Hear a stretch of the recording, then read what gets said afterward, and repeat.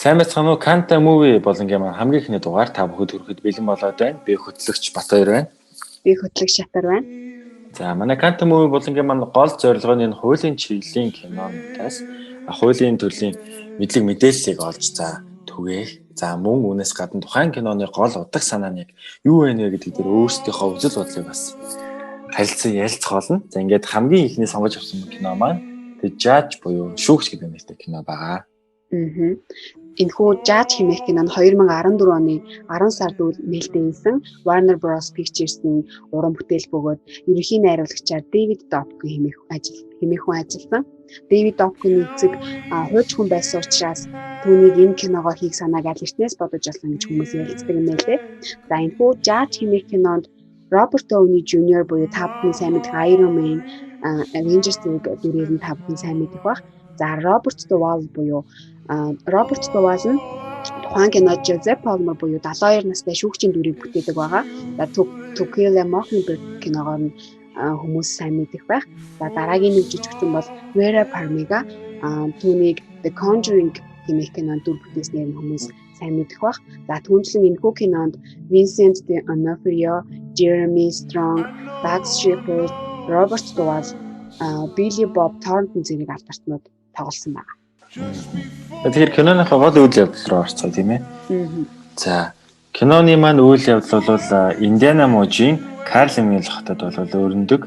За энэхүү Карлмил хотод бол нэлээд жижиг хот бөгөөд тухайн кино гарах үед буюу 2014 онд бол 5615 хүн байна гэж бүртгэгдсэн байдаг. Тэгээ бодохоор ер нь бол нэлээд жижиг хотод бол гол үйл явдал маань болдог. За ингээ кино маань эхлэхдээ бол нэгэн байшингийн урд нэгэн цэцэг байгаагаар эхэлдэг. Энэхүү цэцгийн нь бол нэлээд чухал ач холбогдолтой гэж миний хувьд үзэж байгаа. Ягаад тэгэхээр энэ гарч байгаа цэцгийг бол хидранжи гэж нэрлэдэг. За тэгээд яг тэр эхлэл хэсэгт бол Хүкягаан өнгийн хидранжи гардаг. За мөн цэнхэр өнгийн хидранжи гардаг байгаа.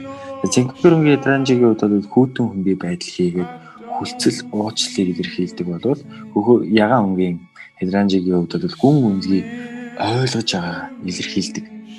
Ийм бэлэг тэмдэг басан цэцэг байгаа. Тэгээд энэ агуулгаас нь харах юм бол энэ киноны цаашид өгүүл хэмжээний тухайд бол нэлээд ач холбогдолтой мэдээллүүдийг тусгасан болов уу гэж миний хувьд харсан. За тэгээд кино маань эхлэхдээ бол Хэнк Палмер гэдэг нэгэн өмгөөлөгч шүүх хуралд оролцож байгаагаар эхэлдэг. За ингээд шүүх хурлын үеэр бол түүний ах нь болох Глен Палмер залхаж, түүний ээж нь бол зүрхний шигдээсээр нас барсныг хэлсэн. Ингээд тэрээр үүнийг шүүгчтэй уламжлаад шүүх хурлыг хойшлуулах хүсэлт гаргаж шүүх хурлаа хойшлуулдаг. Ингээд тэрээр бол төрлөх хот болох Карлмвилл рүүгээ очихоор болдог. Тэгээ Карлмвилл хотод бол тэрээр ойрын 28 жилд очоогүй байдаг. Тийм хот байсан. Тэгээд тэрээр Карлмвилл хот руу явхаас өмнө бол их нэртэйгээ салах буюу гэрэлтэй цуцлуулах тухайд бол шүүхэд ингээд гомдол гаргачихсан тийм ээ. Тэгээд эхнэр хүүхдээ дундаас бол тийм ээ охинтой гэр бүлийн хувьд бол тодорхой хэмжээнд асуудалтай байсан. За ингээд тэр Карлмвилл хот руу бол ганцаараа явдаг.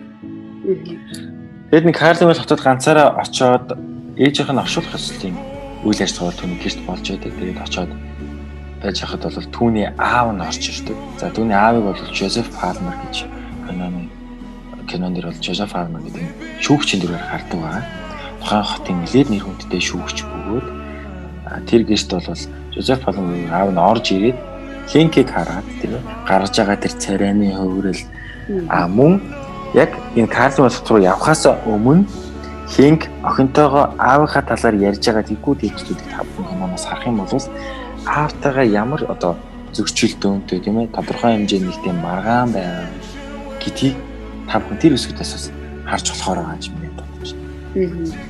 Яг нөгөө охины хэсэг гэдэг чинь тэндээ нөгөө охин нь манай эмээ өнгөрсөн юм уу тэгээд манай өвөөчөөс өнгөрсөн юм уу нөгөө Хэнк Палмер үгүй хүн болгонд нэг тийм өөрийнх нь хувьд насарсан гэж үзэгддэг тийм хүн байдаг гэж хэлдэг. Тэрнээс үзэхэд бол аав хүүгийн харилцаа ямар тийм хурцдмал байдалтай байгааг нь түүнээс мэдэж болох. За ингээд тэрээр төлөв Карлмвилл хотод очсон тэр шөнө нь аав нь бол дэлгүүр явлаа гэж хэлээд машинтайгаа явдаг. За тэрээр дэлгүүр авлаа гэд гарахтаа зэрэгцээд Хэнк бол өөрөө Аклен за өөрөө дүүдэлтэй хамтдаа бол бааранд очиж нэг юм хоорондоо ярилцдаг юм хэсэг гардаг байгаа. За ингээд хамгийн гол point бол маргааш өглөө нь болдог. Хэнк бол гараж руу очиод тийм аавынхаа гараж руу очиод өөрийнхөө машиныг гарах гэж очсон боловч аавынх нь машины баруун талынхын гэрэл нь бол тийм бүрхүүл нэвдэрч гисэн. Ямар нэг юм мөргсөн юм шиг тийм нэг зураас гарцсан байгааг бол харсан. Ингээд хууч хүний хувьд бол үүнийг хараад бол ямар нэгэн юм татсан бодож одоо ямар нэг юм биш болсон байна гэдэг бол мэдэрсэн мэт түүний царайны мимик бол харуулдаг. Тэрээр түүний ах болон дүү нь бол байшингийн урд аавынхаа нөгөө нэг эвдэрсэн гэрлийн машиныхын гэрлийг янзалж явах үед бол аав нь гарч ирдэг. Тэгээд хүүхдүүдээ өөрийнх нь машиныг бол хүүхдүүд нь эдэлсэн байх гэж бол бодож хүүхдүүдтэй бол нэлээд загиндаг. Тэгээд түүний ах болон дүү нь бол аавд бол юм хэлдэггүй. Өөдөөс нь бол юм дуурдаггүй. Хэнк бол нэлээд аавтаа шөргөөцөлдөөд тэгээд онгоцонд суух гээд буцаад яв.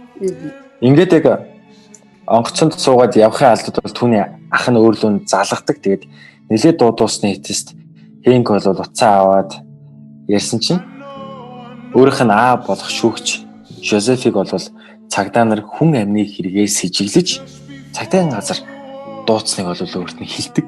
Хэнк бол хуульчны хавьд мөн ялцчгүй нэг Жозеф Палмерийн хүүгийнх нь хувьд бол заашгүй очих шаардлагатай болоод очдог. Ингээ очиход бол тэрээр цагдаа нартай нэлээд одоо хөвчтэй яриа өрнүүлж гисэн. Тэгээд яг тэр шөнө бол би юу болсныг сайн мэдэхгүй байна, би санахгүй гэж хэлдэг. Ийм хэсэг гардаг байна. За ингээд тэрэд бол цагдаагийн газраас гэрлүүгээ харахаар болдог. Ингээ гэрлүүгээ харах үед нь бол машин суух үед нь тэр хүн амны хэрэгт одоо нас барсан тийм ээ. Хохирогчийн ээж нь түүний машиныг дөхөж очоод тэр цонхор нь нулимж байгаа хэсэг байна тийм ээ. Энэ хэсгүүд бол нэлээд одоо тухайн хүний сэтгэл зүйд бол ямар их дарамт шахалт үзүүлж байгаа гэдэг нэг талаас нь харуулж болно. Тэгээд үүнээс цааш бол гол зүйл юу вэ гэхээр тэд бол илүүгээ харах замдаа машиндаа бол ярилцдаг. Тэгээд хүн амны хэрэгээр нас барсан хүн нь бол Марк Блэквелл гэдэг хүн болохыг бол тэд мэддэг.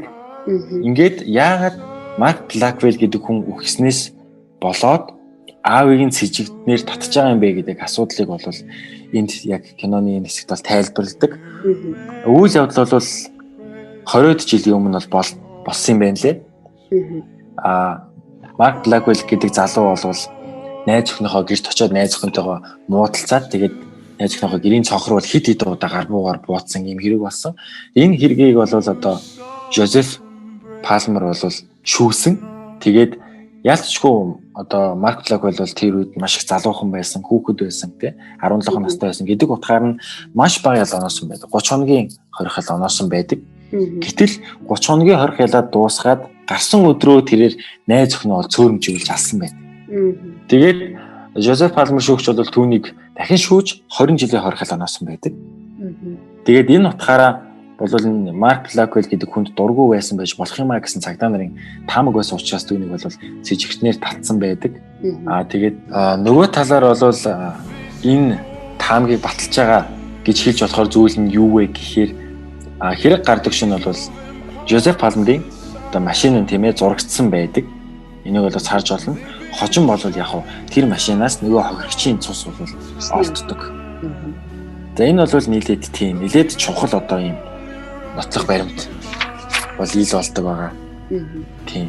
Тэгээ үүний дараа бол аав нь буюу Жозеф шүүгч бол Хэнкээр өөрийгөө өмгөөлүүлдэггүй. Би бол чамаар өөрийгөө өмгөөлөхгүй би өөр хүнээр өмгөөлүүлнэ гэд Хэнктэй хамтдаа нэг өмгөөлөгчдөр очиж уулздаг хэсэг байдаг. Тэгээ энэ өмгөөлөгчийн хувьд бол чи яг тэр өмгөөлөгчийг хараад ямар бодол төрсөн бэ? Яг Жозеф Палмер, Хэнк Палмер хоёр тэр шүүгчтэй очиж өмгөөлөгчтэй очиж уулзах үед тухайн өмгөөлөгч ингээд ном онгаагаал тэгээд нөгөө шүүх хуралдаанд оролцох үедээ түүний гаргаж байгаа тэр зам байдал, асуулт асууж байгаа байдал зэргээс надад нөгөө шинхэн туршлагагүй юм сандарсан байдалтай өмгөөлөгч юм уу гэж бодсон. Тэгээд яг өөрийн хувьд ч гэсэн бодоод үзэхэд яг шинээр ингээд хуулийн сургуулиуд төгсөөд өмгөөлөл хийхэд бол тэгж их сандрал байх болов гэж бас өөрийн хувьдаа бодож үзсэн. Харин чиний хувьд тэр өмгөөлөгч ямар хөөсөн бэ? Тийм миний хувьд бол ер нь их тийм гоё CV-тэй тийм ээ. Гоё CV-тэй. Тийм л болж. Гэхдээ туршлага байхгүй. Тэгээд шүүх хуралд одоо өөрийнхөө үйлчлэгчийг төлөөлөөд явхад сэтгэл зүйн хувьд бол бэлтгэлгүй байсан нь бол хэд хэдэн нөхцөлд бол харагддаг. За энэхүү Хэнк Палмерыг өмгөөлөхийн шинэ өмгөөлөгчөөр өмгөөлүүлээд энэ шинэ өмгөөлөгч нөгөө шүүхийн өртөлсөн хилцүүлэгт оролцдог байгаа. За тэгээд шүүхийн яг өртөлсөн хилцүүлэг гэдэг нь юу вэ гэхээр хуулийн сургуульд суралцаагүй эсвэл хуулийн мэдлэггүй хүмүүст хандаж хэлэхэд шүүхийн өртөлсөн хилцүүлэг гэдэг нь тухайн одоо гэмт хэрэгт яллагдаж байгаа, цэжиглэгдэж байгаа яллагчийг албан ёсны шүүх хурлаар оруулах үндслэл байгаа юу гэдгийг өртөлсөн хилцүүлгээр шалгаж авч үздэг. За манай Монгол улсын гэсэн өртөлсөн хилцүүлгээр гомдол санал хүсэлтийг нь шалгаж үздэг. За хохирогч болон гэрч хэрэгт оролцож байгаа оролцогчдын хүсэлтээр шүүхийн өртөлсөн хилцүүлгийг бас явуулахгүй байх тохиолдол Монголд байдаг. Явуулахгүй байж болдог. За энэхүү шүүхийн өртөлсөн хилцүүлэг ямар чухал ач холбогдолтой вэ гэдгийг тухайн киноны Хэнк Палмер төлөвлөлт цаас шидэд шүүх тахимаас гарч явдаг. Энэ нь болохоор тухайн шинэ өмгөөлөгч өөрийн нөгөө асуултаа асууж чадахгүй тухайн хүний өмгөөлж чадаагүй улмаас өртөлсөн хилцүүлэгтээ дунаад албан ёсны шүүх хурал болохоор болдог. За энэхүү системээс харахад өртөлсөн хилцүүлэгт ямар их ач холбогдол өгж байгаа вэ гэдгийг харж болохоор байсан. За тэгээд шинэхэн шүүгч бол нилээд одоо энгийнээр хэлэхэд тилтэнд ордог тийм ээ, паникнд ордог. Тэгээд аавыг нь буюу Жозеф шүүгчийг өмгөөлөхөөсөө өөрөө сайн дураараа татгалздаг. Тэгээд үндсэн нь бол мэдээж ойлгомжтой би бол туршлагагүй байна. Би бол үйлчлүүлэгчээ төлөөлж одоо шүүхэд түүний эрх шиг хамгаалж чадахгүй байна гэдэг үндсэл байдаг. Энэ бол бас нөгөө талаараа өмгөөлөгчийн ёс зүйг харуулж байгаа тийм ээ. Одоо цагт бол яадаг чинь тодорхой хэмжээнд тийм ээ зарим өмгөөлөгч нарын хувьд өөрийнхөө мэдлэг туршлага дээр үндэслэж тийм ээ. Би юунд сайн бэлээ? Би юугаар мэргэсэн бэлээ? Ямар салбараар мэргэсэн бэлээ гэдгийг үл харгалзаад ингээд маш олон хэргийг өөр дээрээ авчдаг. Ингээ үүний цаана бол нөгөө нэг үйлчлүүлэгчийн эрх ашиг явж байгаа гэдгийг бодохгүйгээр бас ийм ядуудаас тодорхой хэмжээнд гараад байдаг. Гэтэл энэ кинон дээр бол энэ бол бас нэгэн өмгөөлөгчийн ёс зүйг харуулсан үйл явдал болдог. За тэгээд үүнээс гадна бол өмгөөлөгч нь өөрөө өөрсдөө үзүүлсээс татгалцчихсан. Үүний дараа бол аав нь бол мэдээж одоо өөрийг нь өмгөөлөх хүн байхгүй болсон. Энэ тохиолдолд бол Хэнк аавыгаа өмгөөлөхөөр болдог. За би бол таныг өмгөөлье. Гэхдээ үн төлбөргүй өмгөөлнө гэж хэлдэг мэдээж ойлгомжтой. Гэхдээ та бол миний үнийг дийлэхгүй. Ийм учраас би бол таныг үнэгүй одоо өмгөөлье. Очин би бол энэ жил үнэгүй одоо хүнд хууль зүйн үйлчлэгээ үзүүлэх тэр үйлчлэгийг бол үзүүлээгүй байсан гэж хэлдэг. Үүний цаад утга нь бол энэ Монголд ч байтэ гадаад ер нь ихэнх орнуудад Америкт ч ялгаагүй энэ хуулийн пробоно үйлчлэгээ гэж бол байдаг. Энэ бол юу гэхээр төлбөрийн чадваргүй хүмүүст тийм ээ. Нөгөө талаа мэдээ сайн дураараа хүмүүст хууль зүйн үн төлбөргүй үйлчлэгээ үзүүлэхийг хэлдэг. Энэ бол нэг талаараа хуульчийн нийгэмд хүлээс үүрэг байхаас гадна заашгүй нөгөө хуулиар аваас тийм үүргийг оноогоод өгсөн байдаг. Монголын жишээл бол одоо тодорхой цагаар те жилдээ 48 цаг ч гэдэг юм 24 цаг ч гэдэг юм те тодорхой цагаар зөвлөгөө өгөх ёстой гэдэг ч юм квотыг тогтоочихсон. Ингээд энийг биелүүлэхгүй бол тодорхой санкц бол байгаа. Энэ дээр л пробоно үйлчлэг бол олчлаа харуулсан байдаг онцлогтой. За ингээд энэ үйл явдал бол мэдээж Хэнк аавгаа өмгөөлөхөр болсноор бол энэ хэсэг дээр дуусчихдаг. За үүний дараагийн гол болсон үйл явдал нь юу вэ гэхээр Хэнк аавыгаа хорт хавдартай. За тэр дундаа шулуун гэзний хорт хавдартай гэдгийг мэддэг. Яаж мэдсэн бэ гэхээр тэрээр бол дүүгийнхээ эснийг бичлэг үздэг. Үүн дээр бол аав нь шатар тоглож байдаг. Тэгээ сайн харах юм бол аав нь бол тэр бичлэгэн дээр юм тусал залгуулсан байдаг тийм. Тэгээ дүүгээс бол асуудагтай аав ингээд энэ бичлэгэн дээр хаана байгаа юм бэ гэсэн чинь аав бол одоо ингээд 7 хоног бүр доктор Мористэй буюу эмч Морис дээр очиж шатар тоглодог гэж хэлсэн байна. Гэтэл энэ гэр бүлийн бүх гишүүд яг аав нь шатар тоглож чаддаггүй. За эмч хүнд дургу гэдгийг бүгд мэддэг. Гэтэл Хэнк бол үүнийг сонсчоод за аав бол болохоо байсан байна. Ямар нэгэн байдлаар би энэ мууцсан байна те. Ямар нэг юм л болохгүй байна. Гэдэг шууд ингээд зөнгөөр логикоор шууд бодод мэддэг. Тэгээд үүний дараа гадаа тусдаа явжгаад аартайгаа ингээд ярилцдаг те. Та яасан бэ? Та үтцсэн юм уу гэж асуусан чинь за энийг бол чиний ээж л мэдчихэж байгаа. Би бол шулуун гэзний хорт хавдар тусалсан гэж хэлдэг. Тэгээд нилээд одоо хөнгөн хэлбэр дээр явж байгаа гэж хэлдэг боловч үүний цаана бол Хэнк аавынхаа эмчээс асуултанд бол эмч нь аавыг нь бол бүр хор тавдрын 4-р шатанд орчихсон буюу найдваргүй болчихсон гэсэн ийм хариултыг өгдөг. За үүн дээр нэмээд хэлэхэд шулуун гэзний хор тавдрын хувьд бол Японы судлаачдын хийсэн нэгэн судалгаа гэдэг юм билээ. За үүн дээр бол энэ шулуун гэзний хор тавдар үүсгэх сэтгэл зүйн гол нэг хүчин зүйл нь бол ерөөсөө энэ стресс бухимдал байдаг гэж үздсэн байдаг. За энэ судалгаа бол та бүхэн илүү наривчны үзэх юм бол бид доор холбоосыг нь оруулчихсан байгаа. Энэ бол 680 хүн дээр хийсэн ийм судалгаа байна. За ингээд шулуун гэсний хор тавдар туссан. Тэгээд гол point нь юун дээр вэ нөхөр тэрээр шулуун гэсний хор тавдар туссан хүн бол химийн тариа хийдэг гэж аав нь хэлсэн. Тэгээд надад бол юм хэд хэдийн химийн тариа хийх юм бол би гайгүй болно гэж хэлдэг. Тэгээд энэ химийн тарианы сөрөг нөлөөний талаар эмч нь бол аавд нь хэлснийг аав нь бол одоо хийгд хэлдэг. Тэгээд гол сөрөг нөлөөл нь юу вэ гэхээр одоо юмаа мартаж санах тийм ээ. Сэтгэл зүй тодорхой хэмжээнд өөрчлөлтөнд орох боломжтой гэж эсэлттэй гэж надад хэлсэн гэж аав нь хэлдэг. Тэгээ үүн дээр бол Хэнк бодож байгаад бол нэг арга боддог. Энэ арга нь юу вэ гэхээр эрүүгийн эрхцүүд энэ хэрэг хариуцах чадвар гэж байдаг. Хэрэг хариуцах чадвар гэж байдаг. За үүн дээр бол тийм тодорхой хэмжээнд сэтгцийн өөрчлөлттэй те гэдэг нь баталгаатай, нотлоготой те эмчийн нотлоготой ч байд юм уу тийм. Шүүхээс одоо сэтгцийн өөрчлөлттэй гэдэг нь бол тогтоосон ч байд юм уу те. Энэ тохиолдолд тухайн хүн маань эрүүгийн хариуцлагаас чөлөөлөгддөг онцлогтой. За Америкч гэсэн ялгаа тийм ээ. Тэгээд энийг нь ашиглаад за энэ таны химийн тариа бол тань ингэж тодорхой хэмжээнд цөргөөр нөлөөсөн энэ утгаараа та тодорхой юм ингэж санахгүй байгаа тий. Тодорхой хэмжээнд сэтгцийн ингэж өөрчлөлттэй байна гэж энэ үндслийг шүүхэд хоёулаа танилцуулъя. Ингэх юм бол та ингэж хэрэгээс мултрах боломжтой байна гэж хэлдэг боловч аав нь бол эрс үгүйсгдэг. Өөрөөр хэлбэл энэ үндслийг шүүхэд гаргаж болохгүй. Намайг шулуун гэсний хор тавдартай гэдгийг бол хүмүүс хийж болохгүй. Тэгэд яагаад гэж асуусан чинь шүүгчний хувьд бол нэг чухал зүйл байдаг. Тэр нь юу вэ гэхээр өмнөх 1 жил гаруй хугацаанд тухайн Жозеф Фалмер шүүгчийн шийдвэрлсэн бүх шийдвэр хүчингүй болох гэсэн. Өөрөөр хэлбэл нөгөө нэг сэтгцийн өөрчлөлтөд нэг юм мартсан. Хүний хувьд өмнөх тим хүнээр хэрэгээ шийдвэрлсэн гэдэг утгаараа нэг талаараа нөгөө талаар мэдээж хуулийн зохицуулалт нь байгаа тийм ээ. Өмнөх тэр тодорхой хугацаанд одоо шийдвэрсэн шийдвэрүүд нь хүчингүй болох гэдээс учраас нөгөө талаар нөгөө нэг шүүгч хүний нэр хүнд гэдэг бол маш чухал. За үүн дээр бол тэрээр Жозеф Палмер тэр шүүгч хүний нэр хүндээ хэрхэн хамгаалж байгаа тийм гэдгийг бол харуулдаг. За ингээд ийм зөрчил яваад энэ хэсэг бол дуустдаг. За үүний дараагийн гол нэг хэсэг бол тангархны шүүхийн 12 гишүүнийг сонгодог байна. Тангархны шүүх гэдэг нь болохоор одоо Монгол улсад иргэдийн төлөөлөгч гэж ярьдаг тийм. Америкийн нэгдсэн улсад тангархны шүүхийн одоо жишээг сонгодог жишээ хөгжсөн байдаг.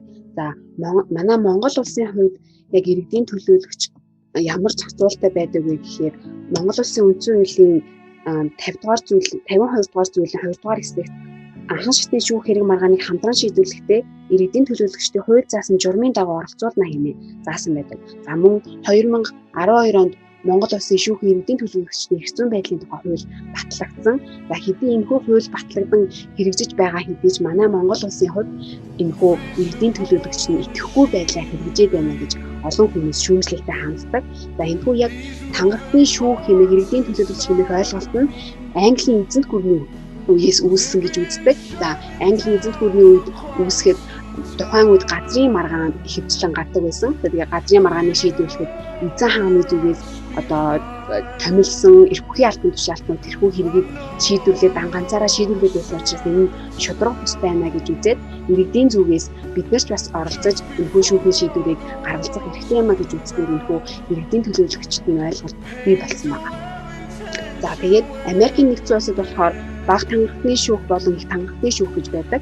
За тэгээд энэхүү их тангархны шүүхийн 12 гишүүдийг ерсийн жагсаалтын үндсэндээр шүүх болон өмгөөлөгчийн талаас нарийн мэрэгжлийн асуулт болон зарим нэгэн асуултуудаар тэдгээр 12 хүнийг сонгодог байна. За энэхүү киноны 12 хүнийг сонгоход Палмер нь болохоор нөгөө янз бүрийн хөгжилтэй асуултууд асууж тэдгээр хүмүүсийг сонгосон. За энэ нь болохоор нөгөө тухайн өмгөөлөгчийн онцлогоос шалтгаалж энэхүү 12 шүүгчийг сонгодог юм байна гэж хэлсэн байна. За үүний дараа бол тухайн шүүх хурал дээр бол гэрчүүдээс мэдүүлэг авдаг тийм ээ. За яг одоо Марк Блэквелл буюу хохирогчийн ээжээс гэрчийн мэдүүлэг авна тий. Тодорхой нөгөө нэг эмчээс авна тий. Цагдаагаас авна. Гэх мэтлэнгээс ингээд гэрчүүлийн мэдүүлэг авдаг яг шүүх хурал дээр. Тэгээд үүн дээр харах юм бол одоо маш чухал асуултуудыг яаж асууж юм гэмээ. Ямар асуулт чухал вэ? Өөрөөр хэлбэл тухайн хэрэгтэй холбогдлолтой буюу ач холбогдолт бүхий асуултуудыг яаж асууж ийн. За мөн тухайн хариултуудыг нь яаж нотлох баримтын хэмжээнд үнэлүүлэх хэмжээний юм байж чадж ийн вэ гэдэг бол үүнээс та бүхэн харж олон за үүндээ мэдээж харьцуултуудын аргыг ашигласан байна тийм ээ. За ингээд асууж байгаа тийм ээ. Гэрч худлаа ярьсан гэдгийг нотлох баримтын шууд тэр дор нь гаргаж өгдөг ч юм уу. Энэ бол одоо зайлшгүй нэг олон жил ажилласан хөөчийн үед бол нэлээд туршлагатай гэдгийг харуулж өгсөн илтгэсэн тийм үйл явдууд бол болоод өнгөрдөг байгаа юм хэсэг. За үүний дараагийн хэсэг дээр бол прокурор Дикэм Хенкиг за Жозеф Палмер шүүгчийн өмгөөлөгчийн хувьд бол дуудаж уулздаг. Тэрээр бол аавд нь 1-р зэргийн хүн амны хэрэгт яллах тухайга за мөн өөрийнхөө үзэл баримтлалыг ингэж ярьдаг байгаа тийм ээ. За би бол ингэж ингэж яллана. Миний хувьд бол ингэж үзэж байгаа гэдгээ бол нээлттэй хэлдэг.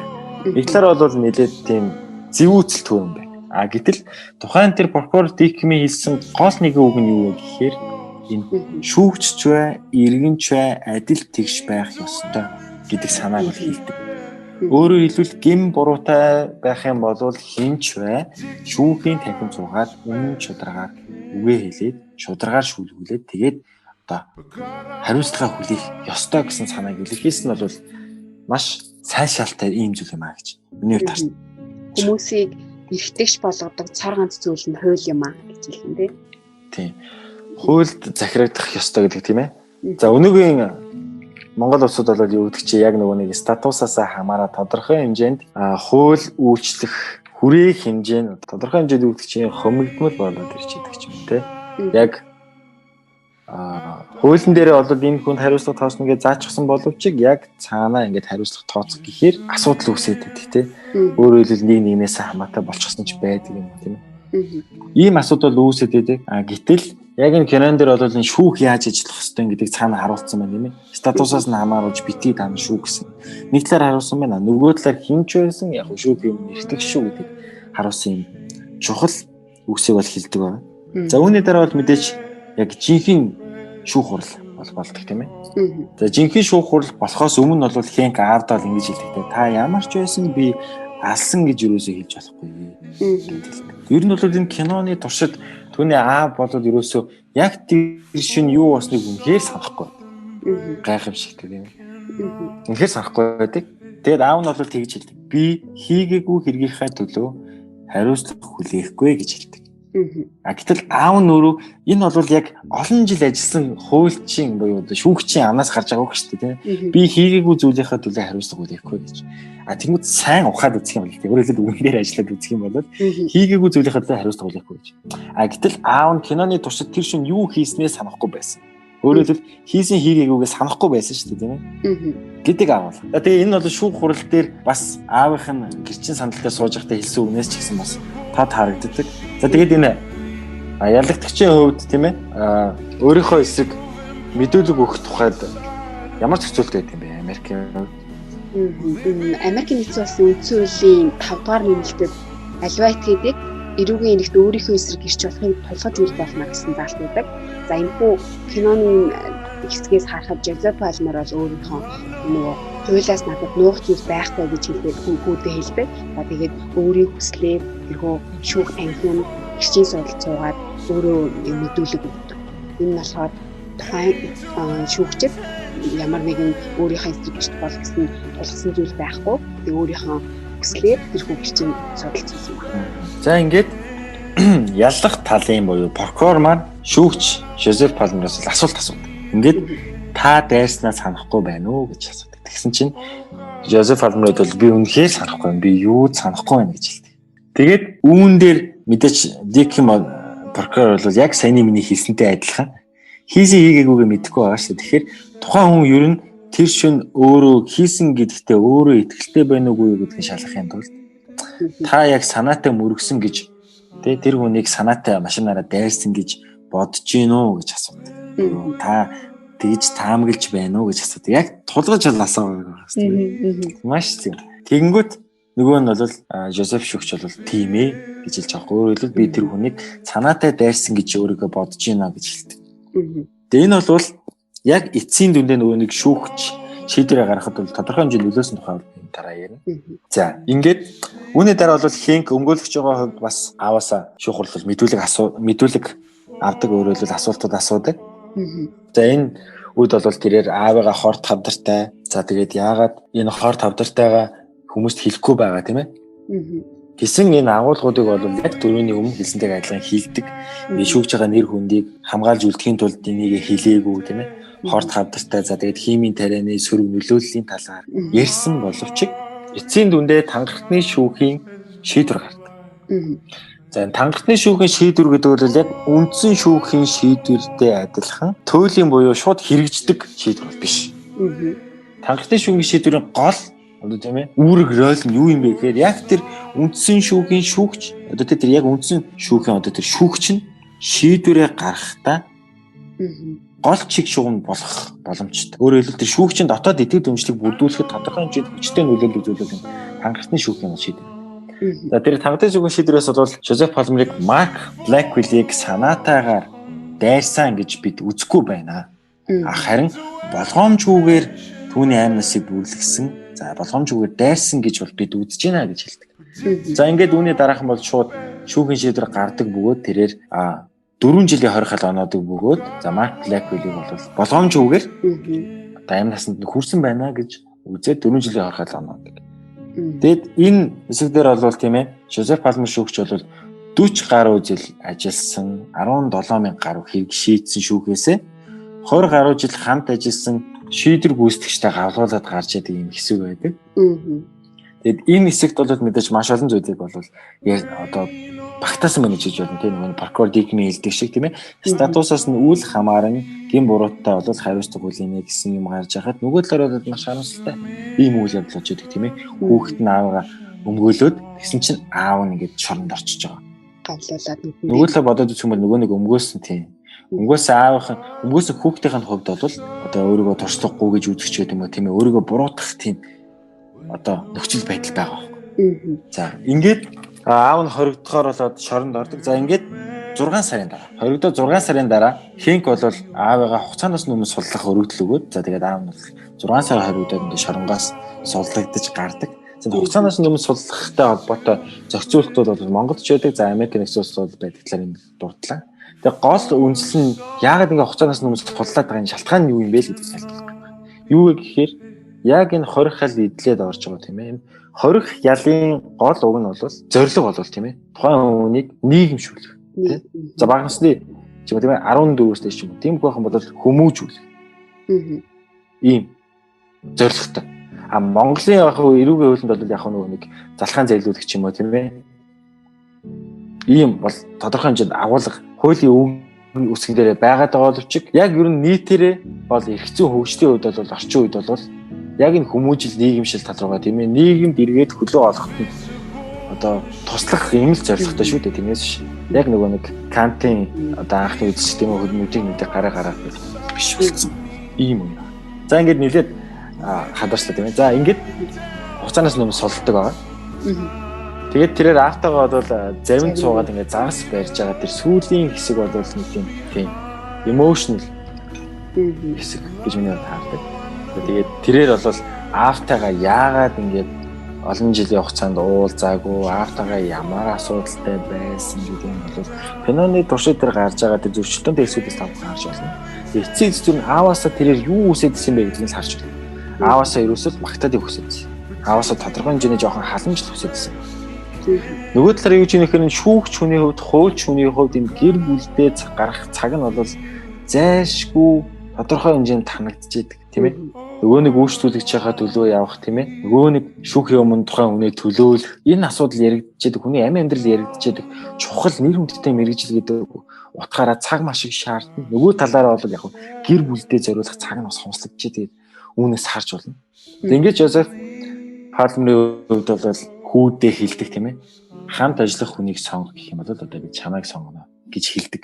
Киноны туршид юм ер нь амьдралынхаа туршид нэг ч удаа аавдаа магтуулаагүй хүүгийн хувьд бол энэ үг болвол өмнө нь аавынх нь те өөрт нь гэж хатуу хандж яасан бүх зүйлийг уучлахад хүрэж байгаа л ганцхан өдөр гэж нэр таарч байгаа. Ингээд сүүлийн хэсэг дээр бол аав нь хамтдаа тэгээд зарим дээр сууж агаад аав нас бардаг энэ хэсэг байдаг. Энэ хэсгийг хамгийн ихэнд гарсан зэрэг хидранжи цэцэгтэй ажиллах тийм зүйл бол болдог. Тэгээд сүүлийн хэсэг бол чиний хувьд бас ямар хэсэг вэ? Нилээд тийм хүнд хэсэг тийм ээ. Яг чихрийн цаас бас киног үзэхэд нөгөө утга ахуулга илэрхийлдэг те. Та бүхэн киноноос харж болно. Тэгээд хамгийн сүүлд хүүтэйгээ ярилцаад сүүлийн үгээ хэлээд те. Завин дээр нас урсан учраас сүүлийн үгээ хэлээд тухайн нөгөө дурсан жагуулсан тэр чихрийн цаас нь газар өнөх үед бол нэлээд сэтгэлзүү байсан. Тэгээд Жозеф Палмер нөгөө хэдий шүүгч олон жил хийсэн тэгээд өөрийнхөө эсрэг гэрчээр мэдүүлэг өгөөд 20 хяд мэдлээд гараад ирсэн ч гэсэн тухайн нөгөө хүүтэйгээ хамгийн сүүлд ингээд зарим дээр суугаад хүүтэйгээ уцраа олоод төгсөж байгаа болохоор түүнд нөгөө шүүгчийн ёс зүй, эцэг хүний хайр үнэрэл тэр бүгдийг ингээд биелүүлээд дуусч байгаа болохоор тэр хүнд бас танаа амар нүдэнсэн болов гэх бодол төрсөн. Тэгээд энэ киноны туршид бол нийтд нь базаад хэлэхэд яг ямар агуулга байна гэж бодож байна.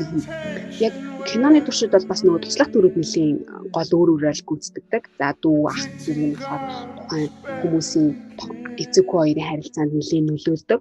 За тэгээд яг шүүхийн үйл ажиллагааны талаар чимхлээр ойлголтуудыг оруулсан хэдий ч гэсэн цаана нь шүүгчийн ёс зүй, шүүгч хүний хувийн амьдрал, эцэг хүүхдийн харилцаа зэргийг нь тухайн киногоор илэрхийлсэн болов гэж бодсон. За тэгээд түнчлэн тухайн кинонд нэг имэйлгээл, нэг уйлуулаад нэг тийм зэрэг хоршилтай ерөн үйл явдлын хувьд эхэндээ эдрэгтэй байсан боловч сүүлдээ ингээ хамаг юмны бичир цанглаа тайлбарлаад дуусдаг. Надад их гоё санагдсан. За манай Канда муви болон гэман хамгийн ихний дугаар энэ хүрээд өндөрлж जैन. Тэгээд дараагийн киногоор эргээ уулзъя. За